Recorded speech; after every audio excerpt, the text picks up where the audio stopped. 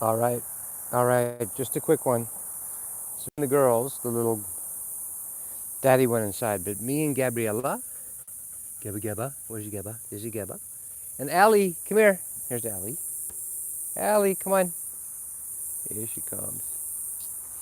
So we're out here doing our morning walking in the yard, and this part of the yard in the morning, it's Phoenix now. It's hot. It was 112 yesterday or something. But if you get up here, if you get here before 7:30, if you get out here, the shaded part is actually full of dew. This grass is still, this grass right here is still cool. And then under the trees and all that. So I'm doing my morning ground, just whatever, it still feels good. These guys play. The dogs yelp and attack each other, roll around and get their fur stirred up, and you know, they're interacting with the earth. They're earthing. They don't call it that. They call it nothing. They don't call it anything. They're just impulsively acting, expressing, you know, beautifully. And now they want food. Now they want food. You guys want food? Anyway, we'll get it to them in a minute. Mom's got it inside. So I'm walking in the earth, and I got a picture of our feet together, and you know, I'm going. They got 4 paws on the ground, and I got 2. And I'm feeling the breathing. So I'm breathing consciously, full conscious breath.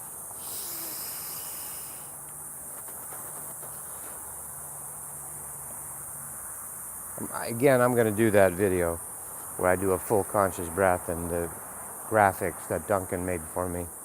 But whenever Spirit tells me to do it. Ancient relaxed breath, Qigong, feeling the earth. So I'm feeling the bottom of my feet, trying not to step where the poop patrol has not picked up, and walking in the yard, talking to everything. This mulberry tree we planted, it was a baby, started by itself, so we're friends. The big mulberry tree, I'll lean up against it, feel the bottom of my feet in the earth, feel it right now as I'm talking about it. The tingling coming up my right calf. And I'm breathing a little extra hard. It's a natural breath, and Gabby feels it. She's in on it. She's like, okay, Dad, what are we doing? She wants to be part of it, so she's right here with me. Yeah, you want to do this? You know that, yeah. So she's enthusiastic. And you can feel your spinal column, 33 sacred initiation rites, yes, been co-opted by various mystery schools for good and or bad. You know, the Masons aren't all bad. The original Illuminati back there in Weishaupt, Germany, were actually for good. Everything gets corrupted. America is a light for the world. It's trying, almost now getting corrupted by globalist control. Every Roman Empire fell. Egypt went black magic at the end, really, probably the worst. Atlantis went black magic at the end before it sank. Mars, we ripped off the atmosphere. Maldek, we just fucking blew the whole planet up. So it's the normal cycle of ascension and corruption, and it all has its place. You know, Mother Nature doesn't judge energy that much. She does now with the Jeffrey Epstein thing coming out finally, 12 years later.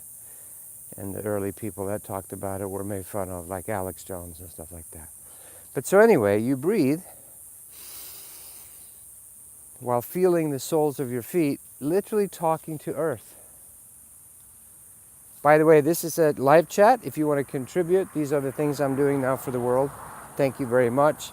And join us on the webcast if you want to, tobiaslars.com. I do those still on Sundays, 11:30 California time, so people can remember. So you just, it's like a relaxed connection. You're literally a pillar of consciousness. You are a pillar of fire. Maybe that's what Moses followed in the desert. The pillar of fire was an enlightened, awake ET being from their particular clan, the Jews, Yahweh. which later became Jehovah after the fiasco on the Mount Sinai there, where they didn't receive the original teachings, but they had to have the commandments instead of the suggestions, which were Egyptian, of course, because Moses was a high Egyptian priest, and he learned all that. And he's trying to speak to illiterate, enslaved people that have been enslaved for what, 200-300 years. And he can't explain to them the mysteries of chakras and the initiations in the 7 chakras of the temple of Karnak or the gods. He can't explain that stuff. You need to dumb it down to exactly where the people are at. That's what Jesus did. We have to speak in ridiculous or beautiful parables appropriate for the moment. Am I sounding egotistical there? I apologize. Or like a know-it-all asshole. Never mind that. I'm allowed to fuck up. So, the breath, you want master techniques? You don't have to collect Wiccan stuff. You don't have to prepare robes and wear breastplated armor with jewels and the Uman and the Thuman. And you don't need to do that. You don't need to do the 4 directions and the sacred cornmeal. You don't need to do any of that. It's all passé or being completed right now. Walking on the earth, you are the acupuncture needle. Mother Earth loves you. As semi-conscious or willing to try to become conscious, 33 vertebrae pillar of fire, the living waters being, which we are. If we're walking on the earth, it's just play for her, like the dogs. They don't do, let's do our sacred ritual. We're now going to earth and play and fluff up our fur and feel the magic kundalini energies through our tails. The dogs don't do all that ritual shit. They are just are. They are receiving and exchanging love, play. Mother Earth loves animals. Loves all of it, even the dark ones that we've judged, or if you really feel into lions and gazelles killing and all that, there's just energy exchange going on. Mother Earth has got no problems with it. Until we then, because we humans, our pillars of fire, our living temples, our living stars, churches, the 7 churches, the 7 stars in the book of Revelation are your 7 chakras. There's more chakras, don't get pedantic on me. There's 144,000, yes, sure, cosmic chakras, blah, blah, blah. They're all made up, of course, they're all made up. Ultimately, you're just a point of consciousness. But when you're in the game here, it's real. This tree is real, but it's not real. Your body's real, but it's not real. Chakras are real, but they're not real. Of course. But mental knowingness is the booby prize. It's absolutely fruitless. It's no fun. So something to really connect with the earth, something simple, is to walk on it with your bare feet. And they don't have to be bare. You can talk through the bottom of your feet. It's better if they're bare because of the physics of it. And then you do the breath. Just a conscious breath. I'm feeling my root chakra. I'm feeling it go up the back of my legs. And then it turns into play. All of a sudden you're Pan in the forest and Pangea, hello. Before Lemuria and Atlantis, Pangea, meaning all of Geo, Gaia, Pangea, the original landmass. And you're just playing. You're playing and dancing and playing music, and the last remnants of that is Dionysus in Greece, They mix it with a little too much wine after a while, get some drugs involved, and it gets kind of black and dark. Normal Roman orgies ends up there. Finally, it gets shut down by the barbarians coming in from the north. The Visigoths, the Swedes, Västergötland, the Goths. That's Swedes, the Goths.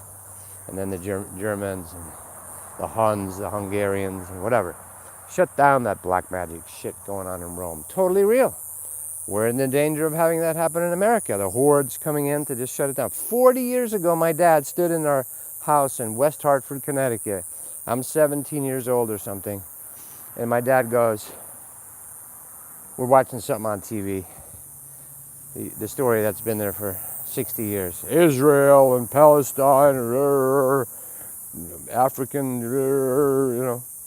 He's just tapping into something. He goes, there's going to come a time when the West is going to try to close their borders to, quote, the hordes.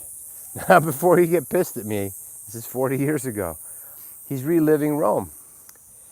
And he says, but it's going to be too late. Now, I don't think that's necessarily true, but that's certainly something that is making an appearance. So you breathe, you walk on the earth, you talk to the earth, gab gab, you hang out with your doggies, you feel their energy, their amazing beauty, aliveness, kisses, love, play. When I had Bentley was a young boy, him and I used to roll around in the lawn, bite each other. I'd attack him like I was another dog, bite his throat and grab him with my claws. And he loved it. He'd nip me. He'd draw blood once in a while, but I would ask him to. I'd go, all right, they're very polite. The animals know exactly where the border is. You know, they know exactly how much to bite you or not. And I'd say, come on, let's play. You go, you sure, Dad? I go, yep, let's do it. Here he is. Come on, Daddy. Bentley, come here. This dude right here. He still does it a little. All right, you settle down. Allie, crazy. Hi, Daddy. Billy. Come here. There he is. Good boy. This boy right here. Oh, yeah, him and I used to attack and wrestle and growl and... Good boy. That's a good...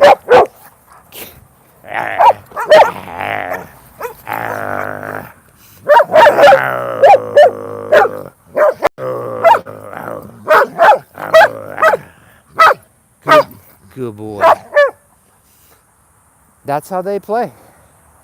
That's how we play as kids. It's beautiful. So I breathe my energy, my kundalini up and down. I walk it. I'm talking to Mother Earth. I'm going down into the earth with my tail. She says, leave your story alone. I don't want to hear it. My tail. We've had enough of your story, Tobias. I know all the details. So morning walking, wherever you are. And you can do it just sitting too, even on the subway. Just let your solar plexus and your heart warm up. And you can feel and hold space.